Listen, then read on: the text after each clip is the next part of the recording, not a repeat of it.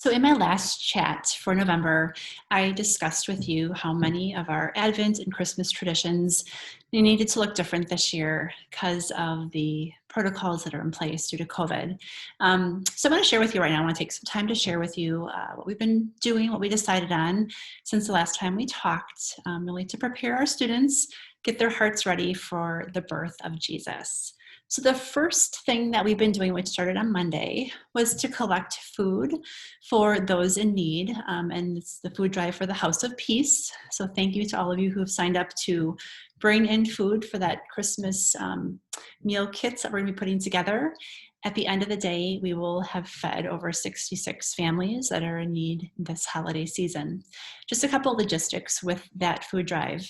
It is gonna be, we're collecting food from this past Monday until this coming Friday. So we will be ending the food drive this week, Friday. So if you've signed up for food, please make sure your child has that brought in by Friday. The second is, if you haven't signed up, it's not too late. Click on the link in the email and sign up to bring in an item or two. People have asked if they can sign up for items in other classes. So a scenario would be your child's class is all full and you want to bring in food, or you maybe are looking to do a little bit more. You definitely can sign up for food items in other classrooms. Here's what we'd like you to do in that case. So just put your name on that spot for whatever it is you're bringing in. And then when your child brings the item in, please make sure that the food items are in a bag. If it's a plastic grocery bag, just tie the handles together and then staple or right on the outside of the bag which classroom it's for. If you're using like a brown paper bag, just staple or tape that bag shut. And then on the outside, write which classroom those items should go to. Have your child give it to their classroom, and the teachers in the building will make sure it goes to the correct homeroom. Any questions on that, you can always call our office on that food drive. The House of Peace representatives will be on campus on Monday the 14th to pick up all of the boxes that have been collected for food. So they'll be on campus after drop off in the morning and taking those food boxes down back to the House of Peace. So thank you for that.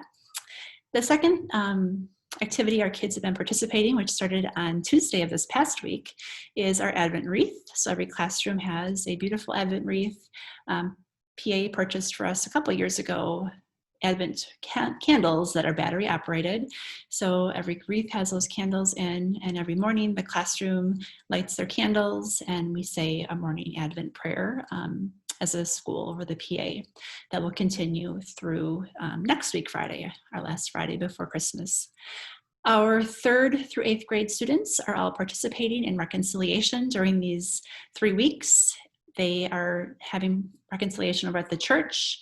So in the past, we'd have a whole group, like the whole 3rd, 4th, and 5th grade would go over to church.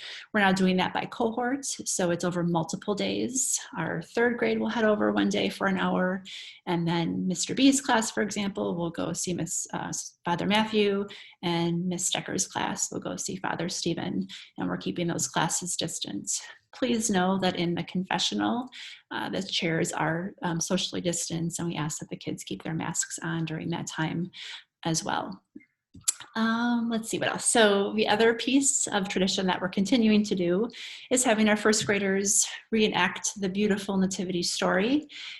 Usually our 1st grade classes combine, and that is reenacted after a school mass on a Wednesday, and parishioners and parents come and watch that. This year we have to do that different again, but we're still doing it. So Mrs. Paulson's class is doing their play, and then Mrs. Wormers is going to be doing theirs. The date in which the performances will take place is Wednesday, December 16th. And the 1st class will be Mrs. Wormer's class. They're going to perform at 10, and Mrs. Paulson's will perform at 11. The only people that we're allowing to come into the church to watch those performances are families of the children, and each family will have an assigned pew. If you want to watch from home, we will be streaming it live, and it will go on the YouTube channel for the parish if you'd want to watch that at a later time. Our annual Christmas concert is going to take place Wednesday, December 16th. It is being prepared by Mrs. Malakar. She has spent a lot of time thinking outside of the box. How do we put on a Christmas concert without singing? So there will be stories told, instruments played that will prepare us for Jesus's birth. You will receive a link on the 16th after school for the Christmas concert. It's going to be pre-recorded, as I shared, I believe, in November. And there will be a link in there in the Google slideshow for each classroom's pre-recorded performance. It's going to be one slideshow. You'll see 5K Bach. You can click on that and then watch their video of their show or their songs that they are preparing for. I do want to thank Mrs. Melikar. This has been a stretch to try to think of how are you going to still do this in a creative way, but it really is something that's turning out to be really a beautiful remembrance for all of us. Then on the 17th of December, which is Thursday, all kids in the school will come to school in their pajamas or relaxing clothes. If you're probably more middle school, they usually like to wear sweats on that day, but it's our pajama day. The 3K through second grade students will be Zooming in live to have a visit with Santa Claus. So that will take place in the morning on the 17th. And then the last day of school before break, Friday the 18th, it's typically our pancake breakfast. I mentioned last time that we're not sure how we're going to do this. We've had a great group of parents step forward, think outside the box, kind of research and reach out to different places. And we have settled on having that pancake breakfast continue. It's going to be a pancake lunch. It will be catered by Prime Minister. So they will be on site on that Friday.